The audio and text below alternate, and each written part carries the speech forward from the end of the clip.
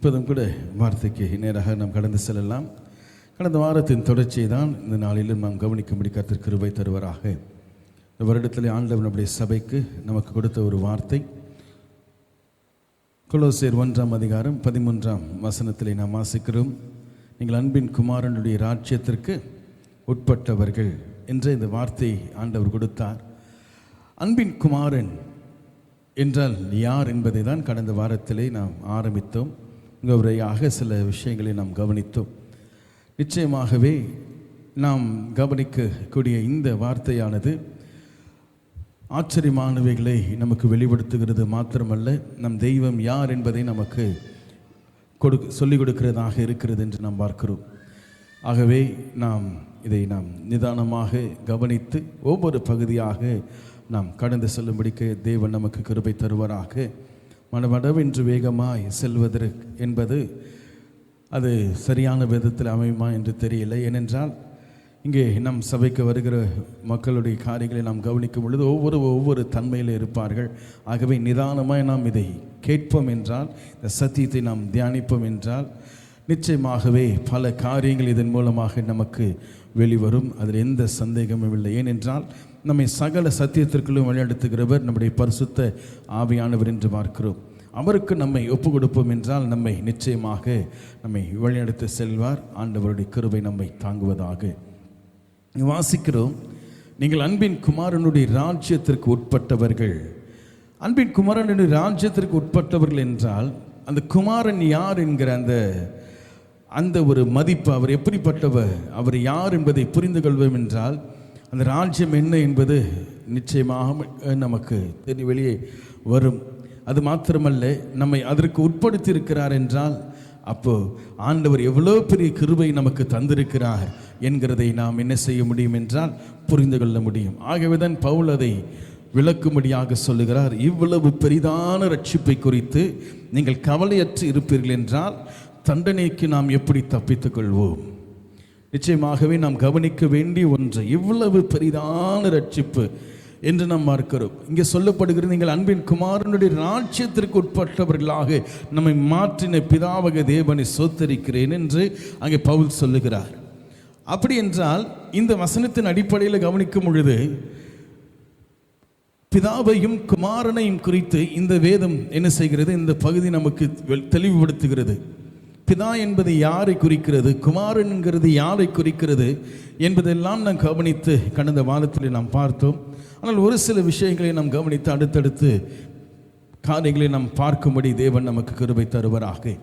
அந்த வசனத்திலேயே தொடர்ந்து வசனத்தை வாசிக்கும் பொழுது நாம் பார்க்கிறோம். வாசிங்களே, கொலோசியர் 1ஆம் அதிகாரம் 13 ஒரு சில வசனங்கள். ம் ம் ம்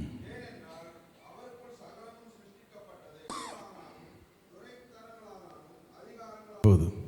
அந்த குமாரனை குறித்து கொலோசியருக்கு எழுதும் பொழுது பவுல் சொல்ல வருகிறார். அந்த குமாரன் யார்? அவர் அதரிசனமான தேவனுடைய தற்சொரூபமும் அவர் சர்வ சிருஷ்டிக்கும் முந்தின பேருமானவர் என்று சொல்லப்படுகிறது. அது ஏனென்றால் என்றுதான் அந்த விளக்கத்தை தான் அங்கே தெளிவாக கொடுக்கிறார். அப்போ குமாரன் என்று சொல்லப்படுகிறவர் இயேசு கிறிஸ்து 2000 ஆண்டுகளுக்கு முன்பாக பிறந்தவர், அல்லது 2000 ஆண்டுகளுக்கு முன்பாக தான் சர்வ வல்லவர், அதாவது பிதாவிலிருந்து குமாரனாக கிறிஸ்து பிரிந்து இந்த உலகத்திலே மாம்சத்தில் வெளிப்பட்டார் என்று சில காரியங்களை நாம் முன்பு அறிந்திருக்கிறோம். ஆனால் இந்த சத்திய வேதம் நமக்கு தெளிவுபடுத்துகிறது, இந்த வார்த்தைகள் நமக்கு தெளிவுபடுத்துகிறது. குமாரன் என்று அழைக்கப்படுகிறவர், குமாரன் என்று சொல்லப்படுகிறவர், அவர் சர்வ சிருஷ்டிக்கும் முந்தின பேருமானவர். 2000 வருஷத்துக்கு முன்பாக பிறந்தவர் அல்ல. தெளிவாக இதை நாம் புரிந்து கொள்ளணும். 2000 வருஷத்துக்கு முன்பாக இயேசு கிறிஸ்துவாக வந்த பொழுதுதான் குமாரன் என்ற நிலையை தெய்வம் அடைந்தார் என்பதை நாம் என்ன செய்கிறோம்? சில விஷயங்களை அறிந்திருக்கிறோம். ஆனால் நீங்கள் ஆராய்ந்து பார்ப்போம் என்றால் சர்வ சிருஷ்டிக்கும் முந்தின பேருமானவராக இருக்கிறார். எபிரேயரில் அதை குறித்து வாசிக்கும் பொழுது 1ஆம் அதிகாரம் 1ஆம் வசனத்திலிருந்து ஒரு சில வசனங்களை வாசிங்களேன். எபிரேயர் 1ஆம் அதிகாரத்திலிருந்து.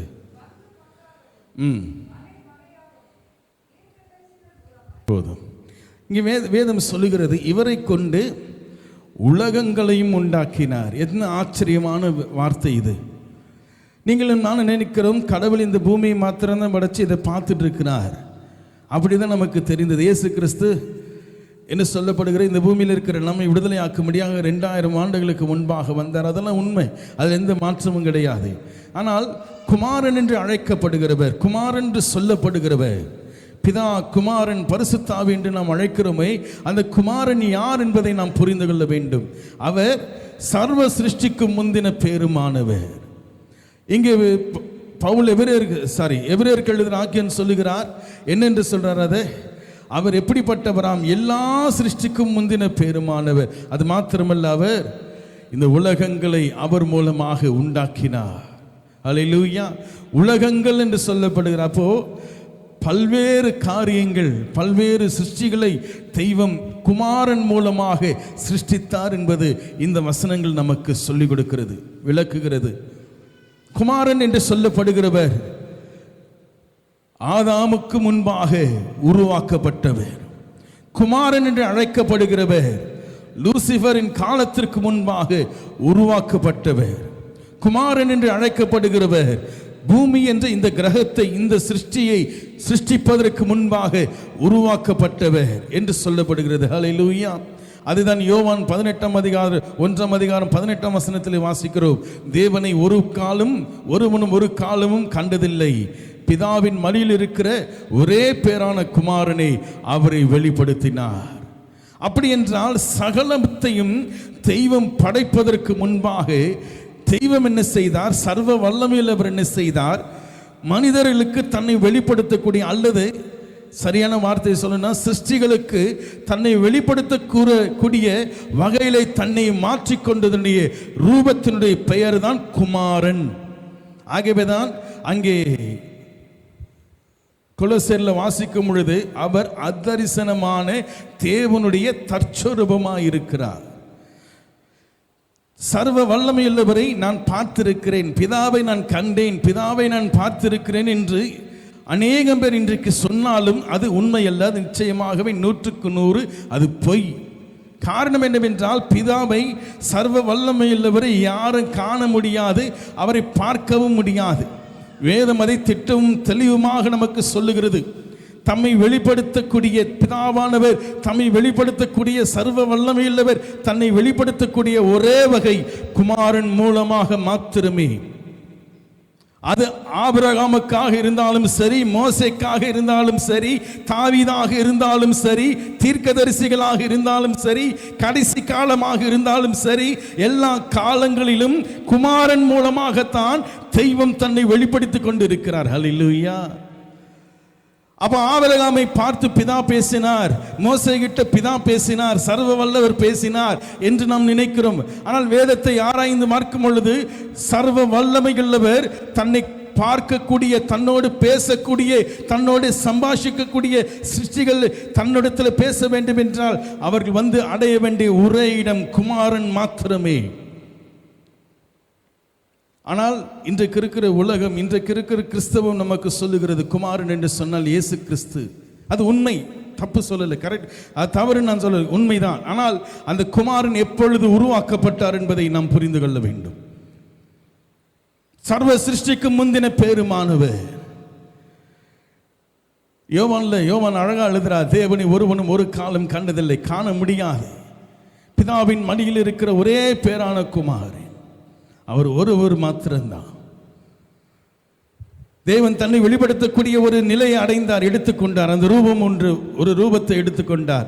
அந்த ரூபத்தின் பெயர் தான் குமாரன். அந்த குமாரன் என்ன செய்கிறார்? தன்னை இந்த உலகத்திலே வெளிப்படுத்துகிறார். அது மாத்திரமல்லது, வேதம் சொல்லுகிறது, பிதாவாகிய தேவன் சர்வ வல்லமையுள்ளவர் குமாரனை கொண்டு சகலவற்றையும் என்ன செய்தாராம்?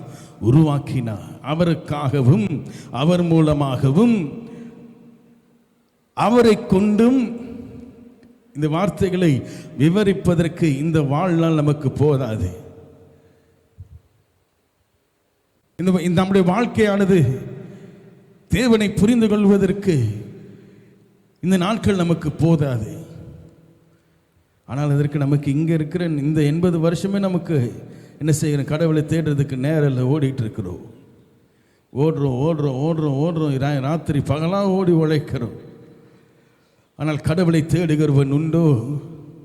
தேவனை தேடுகிற உணர்வுள்ளவன் உண்டோ என்று நாம் கவனித்து பார்ப்போம் என்றால் வெகு வெகு வெகு சிலராக இருக்கிறார்கள். அந்த சிலரிலே நீங்களும் நானும் ஒருவனாக இருக்கும்படி தேவனை வேண்டுவோம், கடவுளை வேண்டும். நிச்சயமாக தெய்வம் நமக்கு உதவி செய்வார். தம்மை தேடுகிற உணர்வு நமக்கு இருந்தால் போதும், நிச்சயமாக தம்மை தெய்வம் நமக்கு வெளிப்படுத்துவார். ஹல்லேலூயா. குமாரன் என்று அழைக்கப்படுகிறவர் 2000 ஆண்டுகளுக்கு முன்பாக மாம்சத்திலே வந்தவர். அப்பொழுதுதான் அந்த அவதாரத்தை எடுத்தார் என்று நான் நினைக்கிறேன். அல்ல. ஆனால் வேதம் திட்டவும் தெளிவுமாக சொல்லுகிறது, இந்த உலகத்திலே எல்லா சிருஷ்டிகளுக்கு முந்தின பேருமானவராய் முந்தி பிறந்தவராய் குமாரன் இருக்கிறார். பிறந்தார் என்றால் என்ன நினைக்கிறோம்? பிறப்பு என்றால் என்ன நினைக்கிறோம்? ஒரு தகப்பன் பெற்றவர்களுக்கு ஒரு குழந்தை பிறக்கிறது. அந்த பிறப்பு என்னென்றால் அந்த குழந்தை அந்த இருவருடைய சாயலில் என்ன செய்கிறது? பிரதிநிதியாக இவர்கள் கடந்த பிறகு இந்த பிள்ளைதான் இதுதான் என்று சொல்லி என்ன செய்வாங்க? அப்பா மகன் என்று சொல்லப்படுகிறது. உண்மையிலே நாம் ஆராய்ந்து பார்ப்போம் என்றால் நாளடைவில் அப்பா என்ன செய்கிறார்? மகனாக மாற இந்த மகன் என்ன செய்கிறான்? திரும்பவுமாக நாம் பார்க்கிறோம் அப்பாவின் நிலையை அவன் அடைகிறவனாக இருக்கிறான். தாயை போல பிள்ளை, நூலை போல சேலை. அப்பனுக்கு பிள்ளை தப்பாமல் பிறந்திருக்குன்னு சொல்லுவாங்க. மூக்கை பார்த்தா அம்மா இருக்கு, கண்ணை பார்த்தா அப்பா அம்மா இருக்கு. என்ன செய்கிறோம்? நம்மை ஒரு குழந்தை பிறக்கும் பொழுது என்ன செய்கிறது? ஒரு சாயல் ஒன்று உண்டாக்கப்படுகிறது. அது யாருடைய சாயலுங்க? பெற்றவர்களுடைய சாயல். அப்படி என்றால் அந்த பிள்ளை, அந்த குழந்தை யாருடையது என்று சொல்லுவாங்க? பெற்றவர்களுடையது. பெற்றவர்களுடைய சரீரத்திலிருந்து என்ன செய்து பிரிந்து ஒரு உருவமாக எடுத்து என்ன செய்கிறது? இந்த உலகத்தில் அந்த குழந்தை வாழ்கிறது என்று பார்க்கிறோம். அப்ப அந்த பெற்றவர்களுடைய கேரக்டர், அந்த பெற்றவர்களுடைய குணங்கள், அந்த பெற்றவர்களுடைய அந்த முகரூபம் எல்லாம் என்ன செய்கிறது? அந்த பிள்ளைகளுக்கு வருகிறது. அதை போலவே தான் அப்படிப்பட்ட அதுக்கு ஒத்த ஒரு காரியம்தான் பிதாவாக தெய்வம் என்ன செய்கிறார்? தன்னை பார்க்கக்கூடிய, தன்னை மனிதர்கள் தரிசிக்கக்கூடிய அல்லது வார்த்தையாக தன்னுடைய சத்தத்தை கேட்கக்கூடியவர்களாக மனிதன் என்ன செய்ய வேண்டும்? சிருஷ்டிகள் பார்க்க வேண்டும், கேட்க வேண்டும் என்பதற்காக தன்னை தெய்வம் என்ன செய்தார்? பார்க்கக்கூடியவராக, பேசக்கூடியவராக என்ன செய்தார்? தன்னை மாற்றிக்கொண்டதனுடைய பெயர்தான் குமாரன். அதுதான் பிறப்பு என்று நாம் சொல்லுகிறோம். ஒரே பேரான குமாரன், சர்வ சிருஷ்டிக்கு முந்தி பிறந்தவர், சர்வ வல்லவருடைய இடத்திலிருந்து வந்தவர் என்று பார்க்கிறோம். இப்ப ரெண்டும் வெவ்வேறாக தன்னை பிரித்து கொண்டார். ரெண்டும் வெவ்வேறான ஆள் தத்துவமாக தெய்வம் மாறினார். ரெண்டும் தனித்தனியாக, இருவரும் என்ன செய்கிறார்? தனித்தனியாக இருக்கிற. ஆகவே தான் ஆதியாகமத்திலே வாசிக்கும் பொழுது தமது சாயலாகவும், வேதம் சொல் நமது சாயலாகவும் நமது ரூபத்தின்படியும், அப்படின்னா ஒன்றுக்கு இரண்டாக தெய்வம் மாறிவிட்டார் என்று பொருள்படுகிறது. கர்த்தருடைய பரிசுத்த நாமத்திற்கு ஸ்தோத்திரம் உண்டாவதாக, கர்த்தருடைய நாமத்திற்கு மகிமை உண்டாக்கப்படுவதாக. சர்வ வல்லமை உள்ளவருக்கு காலம் கிடையாது, நேரம் கிடையாது, சமயம் என்பது கிடையாது. சொல்றது தவற எடுத்துக்காதீங்க. சர்வ வல்லவருக்கு முகம் கிடையாது. சர்வ வல்லவருக்கு நீங்கள் நான் நினைக்கிறது போல கைகால் இருக்கிறது என்று இல்லை. அவரை ஒருவனும் ஒரு காலம் கண்டதில்லை, பார்க்க முடியாதவர், பார்க்க கூடாத நிலை நமக்கு நிலையில இருக்கிறவர் தான் சர்வ வல்லமை உள்ளவர் என்று பார்க்கிறோம். ஒரு காலத்துக்கு உட்பட்டவராக கடவுளை சர்வ வல்லவரை மாற்றிவிட முடியாது, அல்லது பிதாவானவரை நாம் மாற்றிவிட முடியாது. இவைகளில் இப்படிப்பட்டவர் தான் தெய்வம், இப்படிப்பட்டவர் தான் சர்வ வல்லமை உள்ளவர், இப்படிப்பட்டவர் தான் பிதா. ஆகவே தான் தெளிவா சொல்றார், ஒருவனும் ஒரு காலம் கண்டதில்லை என்றால் அவரை பார்க்கக்கூடிய ரூபம் அவருக்கு கிடையாது. அன்றைக்கு அடிக்கிற நாடகங்கள், இன்றைக்கு நடிக்கிற காரியங்களை கிறிஸ்தவத்தில் பார்க்கும் பொழுது பிதா, குமாரன், பரிசுத்த ஆவியானவர் உட்கார்ந்து பேசுகிறதாக சொல்லிக் கொண்டிருக்கிறார்கள். பிதா தன்னை வெளிப்படுத்தக்கூடிய ஒரே வகை, ஒரே வழி குமாரன் மூலமாக தான் தன்னை என்ன செய்தார்? மாற்றிக்கொண்டார். ஆனா இன்னைக்கு குமாரனை தனியா பார்க்கிறேன், சர்வ வல்லவரை தனியா நான் பார்க்கிறேன், பிதாவை நான் தனியா பார்க்கிறேன்னு சொல்றாங்க. அது எத்தனை பொய் என்பது இந்த சத்திய வேதம் நமக்கு விளக்குகிறது. சர்வ வல்லமையுள்ளவர், காலங்களுக்கு அப்பாற்பட்டவர், அவருக்கு தொடக்கமும் கிடையாது, முடிவும் கிடையாது. அவர் எந்த ஆண்டில் பிறந்தார், எந்த வருஷத்தில் பிறந்தார், ஆதி என்று சொல்லக்கூடிய அவரை ஆதியிலே தேவன் என்று சொல்லுகிறோமே, ஆதி என்று சொல்லக்கூடிய அதற்கு முன்பாக இருக்கக்கூடியவர், அந்த நிலைக்கெல்லாம் அப்பாற்பட்டவர், சர்வ வல்லவர் என்று பார்க்கிறோம். ஆகவே நீங்க யோவான் அதை சொல்றார், பிதா என்று அழைக்கிறார். அவர் யாரும் பார்க்கக்கூடிய நிலை அவருக்கு இல்லை, பார்க்க முடியாது. ஆனால் தன்னை ஒரு காலத்திற்கு தன்னை ஒப்பு கொடுத்தாரே, மாற்றிக்கொண்டாரே, ஒரு உருவத்திற்கு தன்னை மாற்றிக்கொண்டாரே. வேதம் சொல்லுகிறது, காணக்கூடாத தெய்வத்தினுடைய தற்சொரூபமாய் ஒரு ரூபம் ஒன்று அவருக்கு கொடுக்கப்பட்டது. குமாரனுக்கு ஒரு ரூபம் ஒன்று கொடுக்கப்பட்டது. ஆகவேதான் வேதம் சொல்லுகிறது, மோசே தெய்வத்தை நான் பார்க்க வேண்டும், உமது மகிமையை நான் காண வேண்டும் என்று ஆசைப்படும் பொழுது குமாரன் என்ன செய்தார்? மோசேக்கு தன்னை வெளிப்படுத்தினார். குமாரன் மோசேக்கு தன்னை வெளிப்படுத்தும் பொழுது, என்னிடத்தில் ஒரு இடம் உண்டு, கண்மலையின் மேல் போய் நில். தமது கரத்தினால் அவனை மறைத்தார். கரம் என்று சொல்லப்படுகிறது. சர்வ வல்லவருக்கு என்ன இல்லைங்க, கரம் கிடையாது. ஆனால் குமாரனுக்கு கரம் உண்டு. தமது கரத்தினால் மோசேயை மறைத்து கொண்டு தன் பின்புறத்தை, நான் கடந்து போகிறேன், நீ என் பின்புறத்தை பார்ப்பா என்று சொல்கிறது. சர்வ வல்லவருக்கு பின்புறம் என்பது கிடையாது, ஆனால் குமாரனுக்கு பின்புறம் உண்டு. பிதாவை கண்டேன், பிதாவை பார்த்தேன் என்று சொல்லுகிறவன் இன்றைக்கு பொய்யனாய் இருக்கிறான், பொய்க்கு பிதாவாக இருக்கிறான். அவன் மோசே கண்டது குமாரனை, பிதாவை அல்ல. ஆபிரகாமோடு பேசினது குமாரன், பிதா அல்ல. ஆகவேதான் இயேசு சொல்றார், ஆபிரகாம் என்னை பார்க்கும்படியாக ஆசையாக இருந்தான், அவன் என்னை கண்டான், கண்டு களித்தான். யாரை? குமாரனை. இயேசு கிறிஸ்து எப்படிங்க போய் சொல்ல முடியும்? இவருக்கு முன்பாக எத்தனையோ 1000 ஆண்டுகளுக்கு முன்பாக பிறந்தவர் ஆபிரகாம். இயேசு கிறிஸ்து மாம்சத்தில் வந்த கிறிஸ்து. அவர் சொல்லுகிறார், ஆபிரகாம் என்னை கண்டான், என்னை பார்த்தான், என்னை பார்த்து சந்தோஷப்பட்டான் என்று சொல்லுகிறார். காரணம் என்னவென்றால் ஆபிரகாம் கண்டது குமாரனை. ஹல்லேலூயா. விளங்கிக் கொள்ளுகிறீர்கள் என்று நான் கர்த்தருக்குள் விசுவாசிக்கிறேன். தெய்வம் தன்னை காணக்கூடியவராக தன்னை மாற்றிக்கொண்டதன் நிலையின் பெயர் தான் குமாரன். ஆதி என்ற நிலைக்கு தன்னை மாற்றிக்கொண்டதன் பெயர் தான் குமாரன்.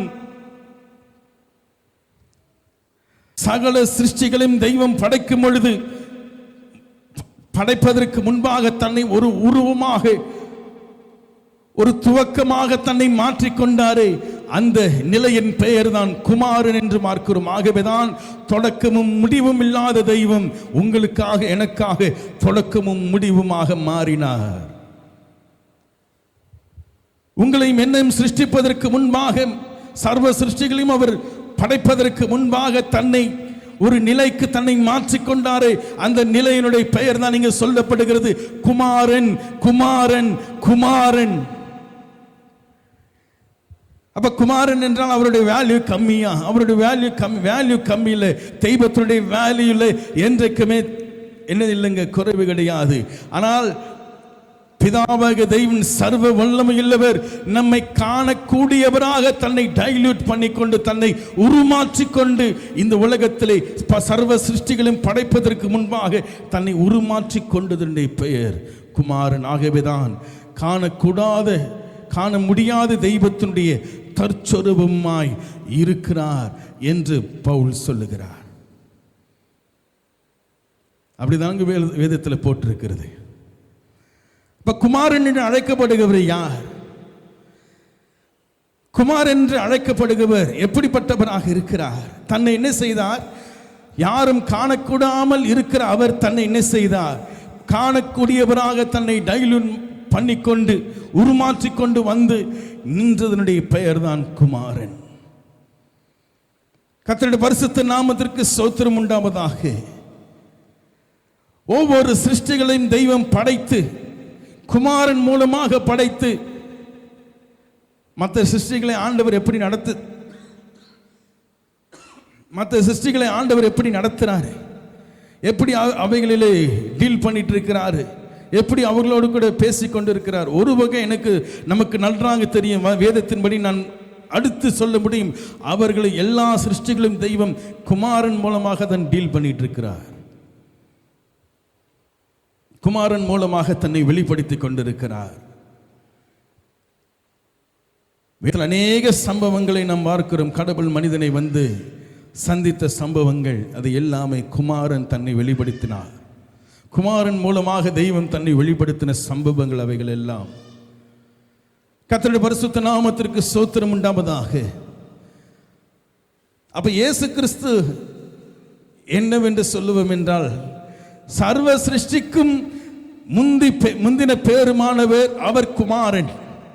சர்வ சிருஷ்டி என்றால் அது மனுஷ சிருஷ்டியும் சேர்த்து, மனுஷ ஜீவனையும் சேர்த்து, இந்த பூமி என்று நாம் அழைக்கலாம், அல்லது இந்த உலகம் என்று அழைக்கலாம். நாம் பார்க்கிற இந்த கிரகம், இந்த பூமி என்ற கிரகம்.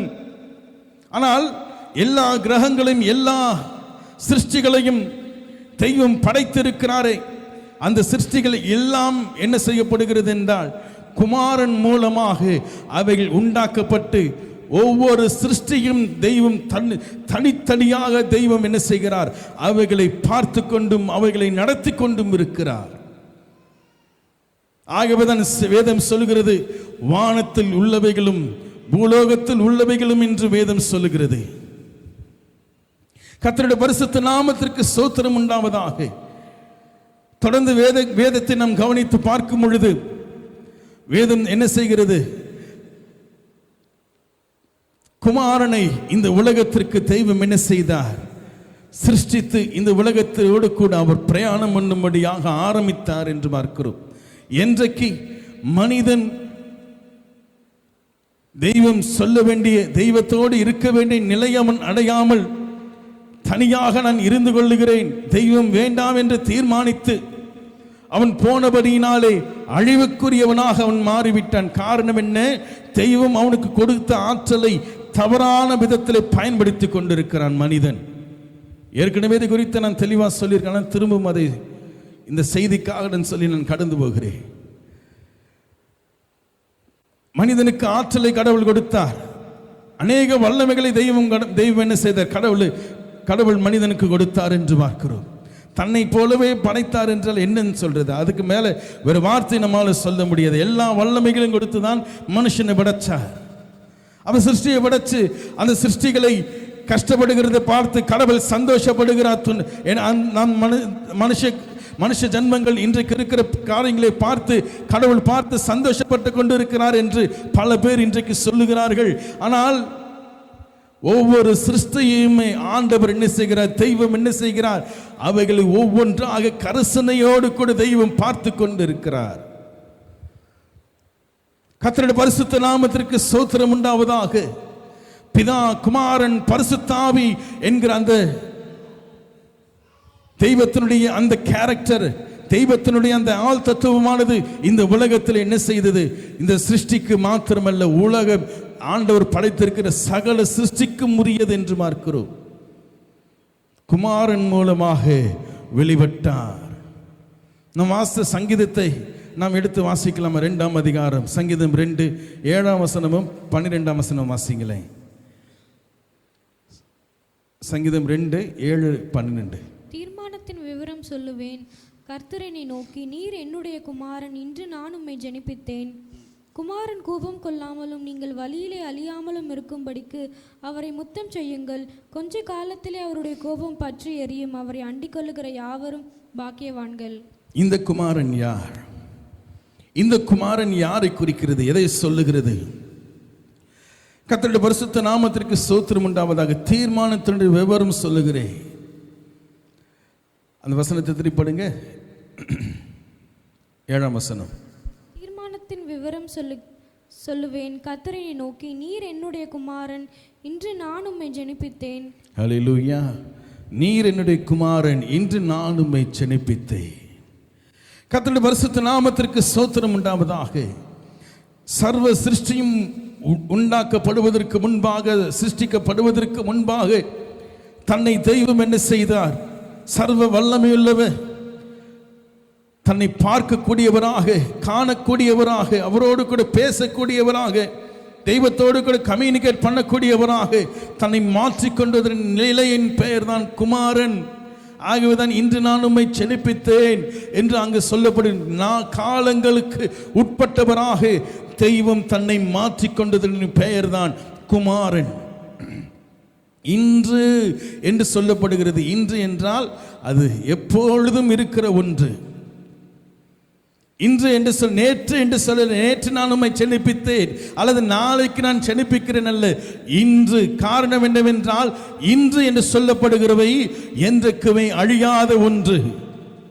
ஆகவேதான் தெய்வம் தன்னை என்ன செய்தார்?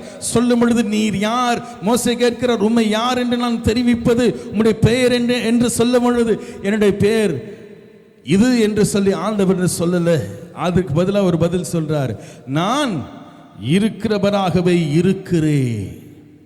I am that I am. நான் என்று சொல்லுகிறதும் இன்று என்று சொல்லுகிற வார்த்தை இரண்டுமே கவனித்து பார்ப்போம் என்றால் அது என்னைக்குமே உயிருள்ள ஒரு வார்த்தை, என்றைக்குமே ஜீவனை உடைய ஒரு வார்த்தை. இன்று என்று சொல்லுகிறது. நாளைக்கு போய் இன்றுன்னு சொல்லுங்களே, அது அன்றைக்கு தான். அடுத்த நாள் போய் சொல்லுங்க, அதுவும் அன்றைக்கு தான் குறிக்கிறது. இன்று தெய்வம் என்ன செய்கிறார்? நான் என்று சொல்லுகிறார். நான் என்று ஒரு மனுஷன் சொல்றான், உயிரோடு இருக்கிறான். செத்தவன் தன்னை நான் என்று சொல்ல முடியாது. அப்படி என்றால் உயிரோடு கூட இருக்கிறவை தான் இன்று என்று சொல்ல முடியும், நான் என்று சொல்ல முடியும். அப்ப தெய்வம் என்றென்றைக்கும் ஜீவனுள்ளவராக இருக்கிறபடினால் தான் சொல்லுகிறார், இன்று நான் உம்மை ஜெனிப்பித்தேன். அவர் தெய்வம் உங்களுக்காக எனக்காகவும் ஜெனிப்பிக்கப்பட்டார் என்று பார்க்கிறோம். குமாரன் என்ன செய்தார்? ஒரு நிலை அடைந்தார். அந்த நிலையின் பெயர் குமாரன் என்று சொல்லப்படுகிறது. தெய்வம் தன்னை குமாரனாக இந்த சிருஷ்டிகளுக்கு, எல்லா சிருஷ்டிகளுக்கும் வேதம் சொல்லுகிறது போல அவரை கொண்டு உலகங்களை உண்டாக்கினார் என்று பவுல் சொல்லுகிறார். ஹல்லேலூயா. உலகங்களை உண்டாக்கினார் என்றால் நீங்கள் நானும் பார்க்கிறது இந்த சிருஷ்டியை மாத்திரம்தான். அநேக சிருஷ்டிகள் நம்முடைய கண்களுக்கு மறைவாக இருக்கிறது. அந்த சிருஷ்டிகளையும் படைத்தவர் தெய்வம். நான் சொல்றது இந்த மரஞ்செடி கொடி மிருகங்கள் பறவைகள் அதை சொல்லல. நாம் பார்க்கிற இந்த பூமியை தாண்டி அநேக உலகங்களை தெய்வம் படைத்திருக்கிறார். விஞ்ஞானிகள் சொல்லுகிறார், எத்தனையோ கேலக்சி இருக்கு, கோடிக்கணக்கான கேலக்சிஸ் இருக்கு, கோடிக்கணக்கான விஷயங்கள் இருக்கிறது. அவைகள் எல்லாம் என்ன செய்யும்? இந்த உலகத்தை நாம் பார்க்கிற சுற்றி இருக்கிற ஸ்பேஸ்ல நம்ம பார்க்கிறோம். அப்படி என்றால் எல்லாவற்றையும் என்ன செய்தார்? குமாரன் மூலமாக சிருஷ்டித்தார். ஹல்லேலூயா. இந்த உலகம் சிருஷ்டிக்கப்படுவதற்கு முன்பாக குமாரன் சிருஷ்டிக்கப்பட்டு விட்டார்.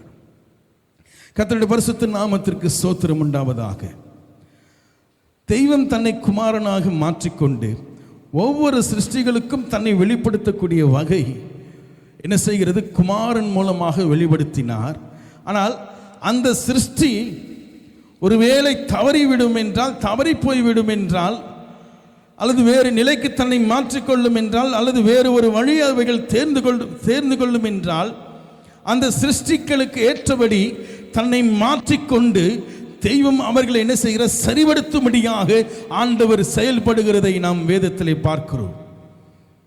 எல்லாம் மற்ற சிருஷ்டிகள் எந்த நிலையில் இருக்கிறது தெரியாது. வானம் என்று சொல்லப்படுகிறது தெய்வத்தை அடைந்திருக்கிற, தெய்வத்தினுடைய நிலையை புரிந்திருக்கிற, தெய்வத்தோடு கூட வாழ்கிற ஒரு அனுபவத்தை அது காட்டுகிறது. பூமியில் இருக்கிறவைகள், பூலோகத்தில் இருக்கிறவைகள் என்றால் நீங்களும் நானும். ஏனென்றால் நீங்களும் நானும் பூலோகத்தில் இருக்கிற நாம் தெய்வத்தோடு கூட இல்லை, தெய்வத்தினுடைய வாசனை அற்றவர்களாக இன்றைக்கு இந்த பூமியானது இருந்து கொண்டிருக்கிறது. காரணம் என்னவென்றால் நாம் அவைகளை அடைவதற்கு நாம் பிரயாசப்படுகிறோம். என்ன? ஜீவனை அடைவதற்கு நாம் பிரயாசப்பட்டு கொண்டிருக்கிறோம், அல்லது நித்திய ஜீவனுடையவர்களாக மாறப்படுவதற்கு நாம் பிரயாசப்பட்டு கொண்டிருக்கிறோம் என்று பார்க்கிறோம். பூலோகத்தில் இருக்கிறவைகள் என்றால் பூலோகம் என்று சொல்லப்படுகிறது தெய்வம் வந்து போகிற இடம் என்று சொல்லலாம். தெளிவாக நம்ம புரிந்து கொள்வதற்காக சொல்ல வேண்டும் என்றால் தெய்வம் வாசம் பண்ணுகிற இடம் என்று சொல்லுவதை காட்டிலும் தெய்வம் வந்து போகிற இடம். வானம் என்று சொல்லப்படுகிறது தெய்வம் இருக்கிற இடம், வாசம் பண்ணுகிற இடம். அதை இன்னைக்கு விஞ்ஞானிகள் தவறாக புரிஞ்சிருக்கிறதுனால தான் வானத்தில் ஏறி பார்த்தேன், அங்கே எங்கே சிங்காசனத்தை பார்க்கல, எந்த தேவ தூதனையும் பார்க்கல, கடவுளை நாம் பார்க்கல, ஆகவே கடவுள் இல்லை என்று சொல்லுகிறார். அறிவற்றவனாக மனுஷன் இருக்கிறதுனால, ஞானமற்றவனாக மனுஷன் இருக்கிறதுனால, ஆனால் தன்னை ஞானி என்று அழைக்கிறான், விஞ்ஞானி என்று சொல்லி அழைக்கிறான். தெய்வம் வானம் என்று சொல்லப்படுகிறது, தேவன் வாசம் பண்ணுகிற இடம் என்றால் நீங்கள் நானும் பார்க்கிற. இப்போ கொஞ்ச நேரத்துக்கு முன்னாடி இருளாக இருந்தது, இப்போ வெளியில் எட்டி பாருங்க ப்ளூ கலர்ல இருக்கும். ஆனால் இந்த வானத்தை வானம் என்று தெய்வம் சொல்லல. சிருஷ்டிகள் எல்லாம் எந்தெந்த சிருஷ்டிகள் தேவனோடு கூட இருக்கிறதோ அல்லது தேவன் வாசம் பண்ணுகிற இடத்தில் இருக்கிறதோ அவைகள் எல்லாம் வானத்தில் உள்ளவைகள், பரலோகத்தில் உள்ளவைகள் என்று நாம் பார்க்கிறோம். அங்கே தெய்வம் வாசம் பண்ணுகிறார். தெய்வத்துடைய சகலமும் தான் அடிப்படையில் தான் அங்கே என்ன செய்கிறது, அமைக்கப்பட்டிருக்கிறது. அந்த சிருஷ்டிகள் தெய்வத்திற்கு தங்களை ஒப்பு கொடுத்திருக்கிற சிருஷ்டிகள், தெய்வத்திற்கு தங்களை அடிமைகளாக தங்களை பாவித்துக் கொண்டிருக்கிற சிருஷ்டிகள் என்று பார்க்கிறோம். ஆண்டவர் அவைகளை என்ன செய்கிறார், ஆண்டு கொண்டிருக்கிறார். அந்த ராஜ்யத்திலே ஆண்டவர் என்ன செய்கிறார், பெரிய ஒரு ராஜ்யம் தெய்வம் என்ன செய்கிறார், பரலோகத்திலே அவர் செயல்பட்டு கொண்டிருக்கிறார். வெவ்வேறு சிருஷ்டிகள் இருக்கிறது, அந்த சிருஷ்டிகள் எல்லாம் தேவன் வாசம் பண்ணுகிற இடத்திலே அவைகள் இருக்கிறது என்று பார்க்கிறோம். பூமி தெய்வம் வாசம் பண்ணுகிற இடம் இல்லை, அடிக்கடி தெய்வம் வந்து போகிற இடமாக இந்த பூமி இருக்கிறது. காரணம் என்ன? மனுஷன் இன்னும் தன்னை தெய்வத்திற்கு ஒப்பு கொடுக்காத சிருஷ்டியாக இருக்கிறதுனால தான் வேதம் சொல்லுகிறது பூலோகத்தில் உள்ளவைகள், பரலோகத்தில் உள்ளவைகளும் பூலோகத்தில் உள்ளவைகளும் இரண்டும் இணைக்கப்படுவதற்காக தான் குமாரன் மூலமாக தெய்வம் கிரியை செய்து கொண்டிருக்கிறார் என்று அந்த சத்திய வேதம் நமக்கு சொல்லுகிறது. கர்த்தருடைய பரிசுத்த நாமத்திற்கு ஸ்தோத்திரம் உண்டாவதாக. அப்படி என்றால் நம்ம பூமியை போல தெய்வத்திற்கு தன்னை ஒப்பு கொடுக்காமல் நானே என்னை ஆண்டு கொள்கிறேன் என்று பல சிருஷ்டிகள் என்ன செய்யலாம், இருக்கலாம். ஆகவேதான் சொல்லுகிறார் பூலோகத்தில் உள்ளவைகள். ஒருமையில சொல்லாம ஆண்டவர் பன்மையில சொல்றாரு. அப்படி என்றால் இந்த கீழ்ப்படியாத நம்மை போல, மனுஷனை போல கீழ்ப்படியாத சிருஷ்டிகள் இருக்கலாம் என்பது இந்த வசனத்தின்படி நாம் பார்க்கிறோம். ஆனால் அவைகள் நமக்கு முக்கியம் அல்ல. ஆனால் இந்த பூமியிலே நாம் கீழ்ப்படியாமல், தெய்வத்திற்கு கீழ்ப்படியாமல் தெய்வத்தினுடைய சமூகம் அற்றவர்களாக வாழ்ந்து கொண்டிருக்கிறபடினாலே குமாரன் என்ன செய்தார், நம்மை விடுதலையாக்கும்படியாக. ஆகவே தான் சொல்லப்படுகிறது, குமாரன் உங்களை விடுதலையாக்கினால் நீங்கள் மெய்யாகவே விடுதலையாவீர்கள்.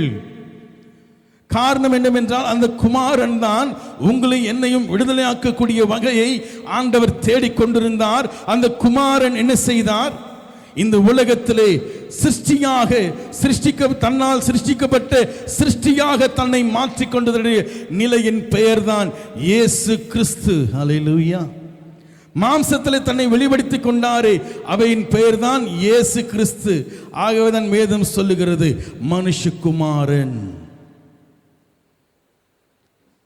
குமாரன் என்ன செய்கிறார், தன்னை சர்வ வல்லமையிலர் தன்னை டைல்யூட் பண்ணி குமாரன் நிலையிலே சர்வ சிருஷ்டிகளை ஆண்டு கொண்டிருக்கிறார். உதாரணத்துக்கு ஒரு 10 சிருஷ்டின்னு வச்சுப்போம்.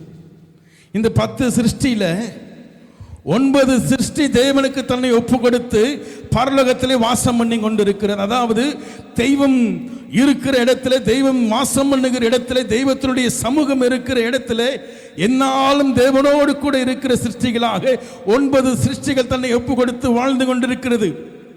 ஆனால் ஒரு சிருஷ்டி பூமி மாத்திரம் என்ன செய்கிறது, தன்னை குமாரனுக்கு ஒப்பு கொடுக்காமல் தன்னை குமாரனுக்கு ஒப்பு கொடுக்காமல் என்ன செய்கிறது? வாழ்ந்து கொண்டிருக்கிறபடியினாலே இந்த சிருஷ்டியை, இந்த பூமியை தெய்வம் காக்கும்படியாக, தெய்வம் அவைகளை தம்மோடு கூட ஒப்புரவாக்கும்படியாக ஆண்டவர் என்ன செய்தார்? அவர் எடுத்துக்கொண்ட ஒரு வழியினுடைய பெயர் தான் இயேசு கிறிஸ்து அல்லது மனுஷகுமாரன். கர்த்தருடைய பரிசுத்த நாமத்திற்கு ஸ்தோத்திரம் உண்டாவதாக. சர்வ வல்லமையுள்ளவர் தன்னை டைல்யூட் பண்ணிக்கொண்டு குமாரனாய் மாறினார். குமாரன் தன்னை டைல்யூட் பண்ணிக்கொண்டு ஒரு பக்கத்திலே மனுஷகுமாரனாகவும் இன்னொரு பக்கத்தில் தேவகுமாரனாகவும் இருந்து கொண்டிருக்கிறார். ஏன் அவர் தேவகுமாரன் என்று அழைக்கப்பட வேண்டும்? ஏன் அவர் மனுஷகுமாரன் என்று அழைக்கப்பட வேண்டும்? இவைகளை நிச்சயமாக நாம் கவனிக்கணும். வருகிற வாரத்தில் இது குறித்து நாம் கவனிக்க போகிறோம். குமாரன் என்று அந்த நிலையை அடைந்ததனுடைய காரணம் என்ன? ஏன் ஆண்டவர் அந்த நிலையை அடைந்தார்? 2000 வருஷத்துக்கு முன்பாக தான் தெய்வம் அப்படி ஆனார் என்று நினைக்கிறேன். இல்லை, 2000 வருஷத்துக்கு முன்பாக தான் குமாரன் பிறந்தார், நமக்கு ஒரு குமாரன் கொடுக்கப்பட்டார் நினைக்கிறேன். இல்லை, சர்வ சிருஷ்டிகளும் உண்டாக்கப்படுவதற்கு முன்பாகவே உங்களுக்கு எனக்கும் குமாரன் கொடுக்கப்பட்டார். ஹல்லேலூயா. உங்களையும் என்னையும் சிருஷ்டிப்பதற்கு முன்பாகவே குமாரன் நமக்கு கொடுக்கப்பட்டு விட்டார். ஆகவேதான் அவருடைய பெயர் முந்தின பேருமானவர், முந்தி பிறந்தவர், சர்வ சிருஷ்டிக்கு முந்தி இருக்கிறவர். அந்த குமாரன் என்ன செய்தார்? தன்னை மாற்றிக்கொண்டார். எப்போ? 2000 வருஷத்துக்கு முன்பாக மனுஷகுமாரனாய் தன்னை மாற்றிக்கொண்டார் என்று பார்க்கிறோம். தன்னை மனுஷகுமாரனாய் மாற்றிக்கொள்ளும் பொழுது இன்னொரு பக்கத்தில் அவர் தேவகுமாரனாகவும் அவர் இருக்க வேண்டும். அதனுடைய காரணம் என்ன? அதனை எதற்காக மனுஷகுமாரன் என்று அவரை அழைக்கிறார்கள், இன்னொரு பக்கத்தில் தேவகுமார் என்று அழைக்கிறார்கள் என்பதை நாம் கவனிக்க வேண்டும். நம்ம பாடல் கூட இருக்கிறது, தேவகுமாரா தேவகுமாரா என்ன நினைச்சிடுங்க, தேவகுமாரா தேவகுமாரா கொஞ்சம் நினைச்சிடுங்க, நீங்க நினைச்சா ஆசீர்வாதம்தான், என்ன மறந்தா எங்கே போவேன் நான், தேவகுமாரா தேவகுமாரா என்ன நினைச்சிடுங்க, தேவகுமாரா தேவகுமாரா கொஞ்சம் நினைச்சிடுங்க. சங்கீதத்தில் வாசிக்கிறோம், குமாரன் கோபம் கொள்ளாமலும் நம் வழியிலே அழியாமலும் அவரை முத்தம் செய்யுங்கள், அவரை அண்டிக் கொள்ளுகிற யாவரும் பாக்கியவான்கள். இது இந்த வசனத்தினுடைய சீரியஸ்னஸ் நமக்கு புரியாமல் நாம் வாழ்ந்து கொண்டிருக்கிறோம். தேவனை அண்டிக் கொள்கிறவர்களாக நாம் இருக்க வேண்டும். எப்படி கடவுளை நம்ம அண்டிக் கொள்ள முடியும்? சர்வ வல்லவரை பார்க்க முடியவே முடியாது. அது பக்கம் குமாரனை நாம் தரிசிக்க முடியும், குமாரனை காண முடியும். மோசே கண்டுதான் வரதான், அவரை கூட முழுமையாக அவர் பார்க்க முடியல. பின்புறத்தை தான் பார்த்தேன்னு சொல்கிறார், பின்புறத்தை தான் அவருக்கு காண்பித்தார் என்று பார்க்கிறோம். அப்படி என்றால் குமாரனை நாம் அண்டிக் கொள்ள வேண்டும், குமாரனை நாம் என்ன செய்யணும்? சேர வேண்டும். எப்படி நம்மால முடியும்? நீங்களும் நானும் அவரோடு கூட சேருவதற்கோ, அவர் அண்டை நிற்பதற்கோ, அவரை போய் பார்க்கிறதற்கோ எந்த வழியும் கிடையாது. எந்த தகுதியுள்ளவர்களாக நீங்களும் நானும் இல்லை. அப்போ ஏற்பட்ட சிருஷ்டிகளாக தான் இன்றைக்கு நீங்களும் நானும் மாறி போய்விட்டோம். ஏனென்றால் மனுஷன் அத்தனையாக தன்னுடைய வல்லமைகளை, தன்னுடைய ஞானத்தை இன்னொரு மனிதனை, தன் குலத்தையே, தன்னுடைய மனுஷ குலத்தையே அழிப்பதற்கு இன்றைக்கு தன்னுடைய ஆற்றலை அவன் பயன்படுத்திக் கொண்டிருக்கிறான் என்று பார்க்கிறோம். பேரழிவுகளை நாம் கவனித்துக் கொண்டிருக்கிறோம், சுனாமிகளை கவனித்துக் கொண்டிருக்கிறோம், நிலநடுக்கங்களை கவனித்துக் கொண்டிருக்கிறோம். சமீபத்தில் கலிபோர்னியாவில் பார்த்தீங்கன்னா எரிந்து கொண்டு இருக்கிறது அந்த நகரமே. மலையில் இருக்கிற அந்த பகுதியில் இருக்கிற எல்லாம் என்ன செய்ய எரிந்து கொண்டு இருக்கிறது. பல பேர் பல விதங்களில் அதை குறித்து என்ன செய்கிறாங்க? விமர்சனம் செய்து கொண்டிருக்கிறார்கள். காரணம் என்னவென்றால் மனுஷன் என்ன செய்கிறான்? தன்னை தானே அழிக்கிறவனாக மாறி போய் விடுகிறான். இன்றைக்கு சிறு பிள்ளைகளை தாக்கக்கூடிய ஒரு வைரஸ் வந்திருக்கிறது. என்று ஒரு காரியத்தை சொல்றாங்க. ஒரு சில பேர் அது பொய்ன்றாங்க, இன்னும் சில பேர் உண்மைன்றாங்க. அது எப்போதிலிருந்து இருக்கிறது ஒரு வைரஸ் அது என்று அதை குறித்து சொல்லுகிறார்கள். ஆனால் உண்மையை ஆராய்ந்து பார்ப்போம் என்றால், மனிதன் இன்னொரு மனிதனை வைத்து என்ன செய்கிறான்? பிழைப்பை எடுத்துக்கொண்டிருக்கிறான். சம்பாதிப்பதற்காக, பணம் சம்பாதிப்பதற்காக, தனக்கு பேர் வருவதற்காக, தனக்கு சொத்துக்களை வாங்குவதற்காக, தனக்கென்று என்ன செய்கிறான்?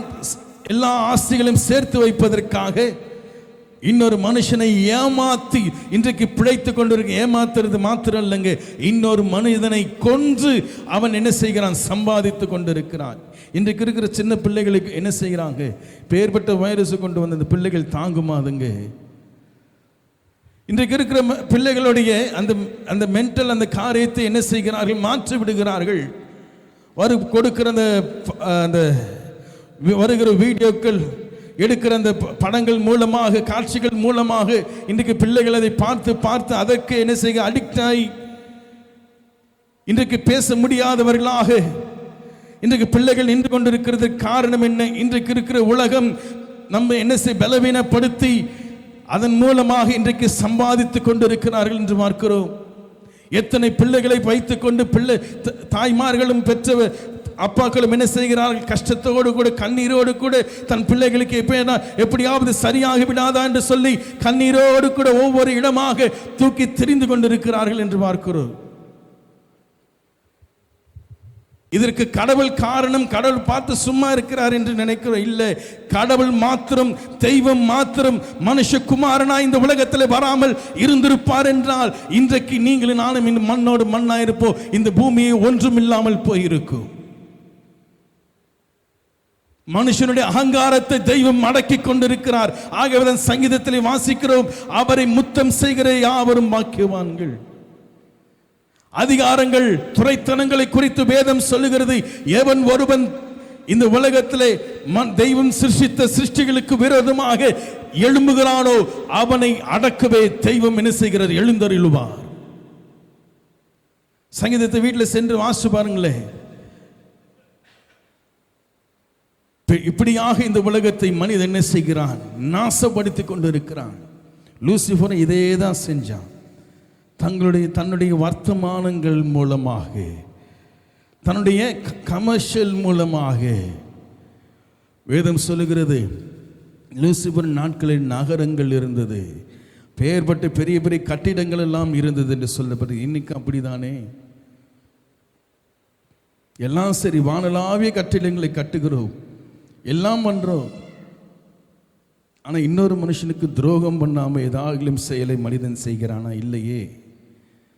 100% அடுத்தவனை அடித்து தான் வாழ்ந்த மிருகத்தை விட மோசமாக இன்னைக்கு மனுஷன் போயிட்டான். காரணம் என்ன? தன்னை அடக்காதவனாக இருக்கிறான். ஆகவே தான் கடவுள் சொல்லுகிறார், கொஞ்ச காலத்திலே அவருடைய கோபம் பற்றி எரியும். கடவுள் சும்மா இருக்கிறார், பார்த்துட்டு சும்மா இருக்கிறார் என்று சொல்லுகிறேன். இல்லை, பூமியை கெடுக்கிறவனை நான் கெடுப்பேன். என்ன அருமையான ஒரு வார்த்தை. சாதாரணமாக கடவுள் நம்மை விட்டுருவாருன்னு நினைக்கிறீங்களா? மனுஷனை விட்டுருவாருன்னு நினைக்கிறீங்களா? இல்லை, நீங்கள் நினைக்கிறோம் இந்த சரீரம் போச்சுன்னா அவ்வளோதான். சரீரத்துலேருந்து நம்ம யார் பண்ணா? அவன் நல்லா இருக்கிறானே, அவன் சந்தோஷமாக இருக்கிறானே, எவ்வளோ அநியாயம் பண்ணுறான், பொய் சொல்கிறான், பித்தலாட்டம் பண்ணுறான், போலியானவளை வித்துட்ருக்கிறான், ஆனால் அவங்களாம் நல்லா இருக்காங்களே என்று நாம் நினைக்கிறோம். இந்த சரீரத்தை மாத்திரம் நம்ம பார்க்குறோம். இல்லைங்க, ஒவ்வொரு மனிதனுக்குள்ளும் ஆன்மா என்கிற ஒன்று உண்டு. அந்த ஆன்மா என்ன செய்ய என்றென்றைக்கும் அழியாத ஒன்று. அதை புரியாததுனால தான் இன்னைக்கு என்ன செய்கிறோம்? இந்த சரீரத்திலே அவனுக்கு தண்டனை வரணும்னு நினைக்கிறோம். இந்த சரீரத்தில் இருக்கிறது நமக்கு தண்டனை தான். இந்த சரீரத்தில் வாழ்றதே நமக்கு தண்டனை தான். கொஞ்ச காலம் அந்த வாலிபனாக இருக்கிற காலம் வரைக்கும் பரவாயில்லாமல் இருக்குது. அதன் பின்பு நம்முடைய இருக்கிற போராட்டங்கள், பிரச்சனைகள், நம்முடைய சரீரத்தில் வருகிற பலவீனங்கள். பற்றவாக்கம் பகுதியில் ஒரு சகோதரன் இளங்கோவன் என்று நாம் செபிக்கிறோம் அவருக்காக தொடர்ந்து.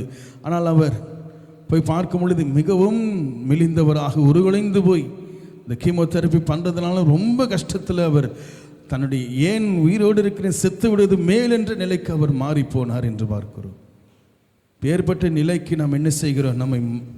நாம் மனுஷன் தன்னுடைய வர்த்தமானங்களை, அந்த பணத்தை சம்பாதிப்பதற்காக, இதுக்கு உடம்புக்கு கேடு என்று இருந்தாலும் அதையும் அவன் என்ன செய்கிறான்? பணத்தை வைத்து அதை விற்று கொண்டிருக்கிறான் என்று பார்க்கிறோம். இப்பேற்பட்டவைகளை மனுஷன் என்ன செய்ய வேண்டும்? இதற்கு உறுதுணையாக அரசாங்கங்களும் இருக்கிறது. ஆகவே தான் சொல்லுகிறார். சங்கீதம், இந்த வசனம் வாசிங்களேன். சங்கீதம் 2ஆம் சங்கீதம்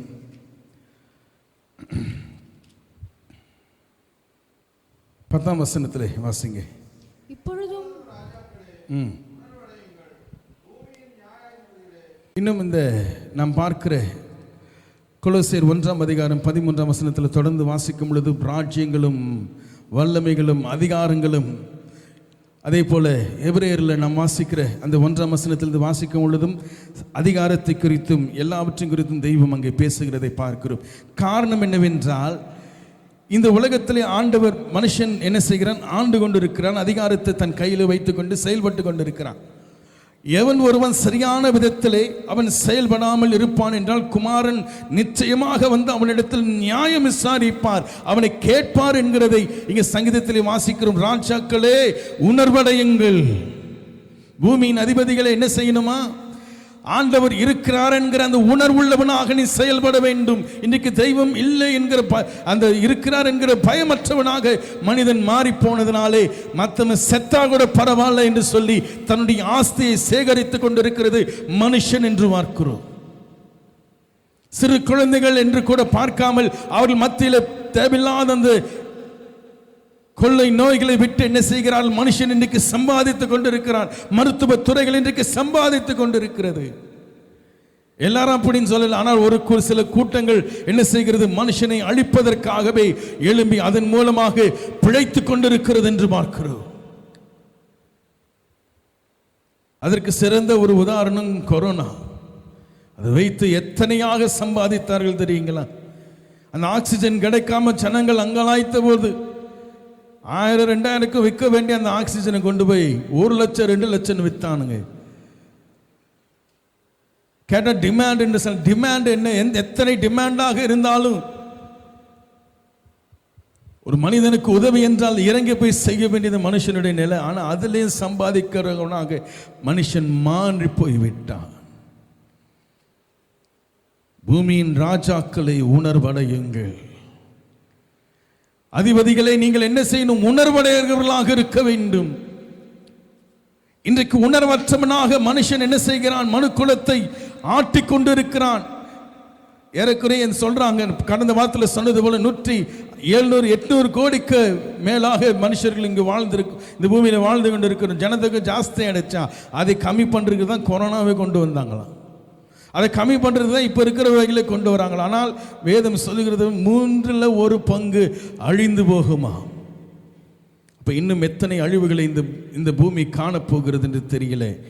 தீர்க்க தரிசனமாக தெய்வம் சொல்லிவிட்டார் என்பதனாலே அது அவரால் சொல்லப்பட்டது, அவர் நடத்துகிறார் என்று நாம் நினைக்க கூடாது.